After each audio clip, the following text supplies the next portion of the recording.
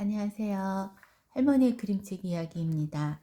오늘은 일본 작가님인 사노 요코님의 작인 두고 보자 커다란 나무입니다. 사노 요코 작가는 일본 작가인데요. 여자분이시고 72살 정도 사신 것 같아요. 암으로 돌아가시는데 1800년에서 1900년 사이 그때 이분의 책인 두고 보자 커다란 나무, 이거는 그 줄거리를 한번 일단 책을 한번 살펴볼까요? 아저씨가 나무 밑에 이렇게 앉아 있고 여기 열매도 있고 표지입니다. 그리고 이렇게 되어 있고요. 한번 안에를 볼게요. 나무가 있고 두고 보자 커다란 나무, 시공 주니어입니다. 출판사는 여기 우체부 아저씨도 있고요. 나무가 있어요. 집 옆에 발로 막 차고 있죠. 나무를 아저씨가 자꾸 할아버지라고 그러네. 나무 밑에서 차를 마시는데 이렇게 새똥이 떨어지니까 또 화가 났습니다. 또 빨래를 하는데 이제 이 나무 그늘에 가려서 빨래가 바싹 마르지 않는다고 화내고 있고요. 이번에는 여기에 그늘에다가 그물 침대를 매달고 낮잠을 자는데 벌레가 떨어져서 또 화가 나고, 또 이렇게 나무 열매 매달렸는데 거기서 또 화가 나고, 애들이 그 나무 열매를 따간다고 화가 났어요. 또 이제 이렇게 나뭇잎이 계속 떨어지니까,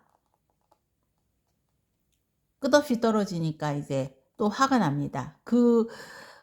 마른 잎을 태워서 고구마를 구워서 먹으면서도, 이렇게 고구마를 구워서 먹으면서도 나뭇잎 쓰레기 때문에 또 화가 납니다. 또 눈이 내렸는데 눈을 치우다가 나무에 얹혀있던 눈이 자기에 떨어져서 또 화가 났어요. 드디어 어떻게 쓸까요?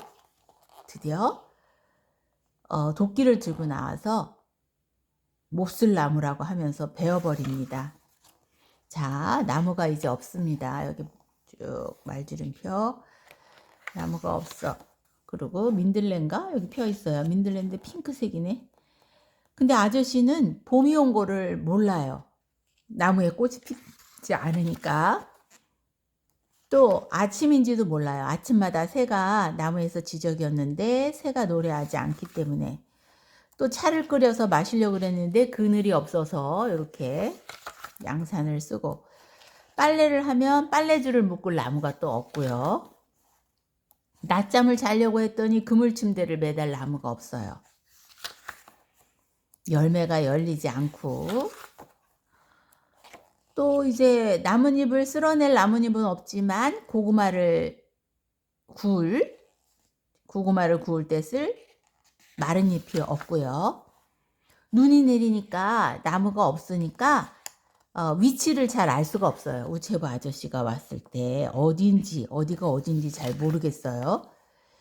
이제 눈이 녹았습니다. 아저씨는 이 구루터기를 보면서 턱을 고이고 생각에 잠겼습니다. 막 울어요. 구루터기를 만지면서 엉엉 하염없이 울고, 울다가 보니까 여기 싹이 났어요. 새싹이. 그래서 아저씨는 나무 주위를 빙글빙글 돌면서 좋아하고 물까지 줍니다. 무럭무럭 자라납니다, 나무가. 이런 내용인데요. 커다란 나무 옆에 작은 집을 짓고 살던 아저씨가 나무가 성가시다고 생각합니다.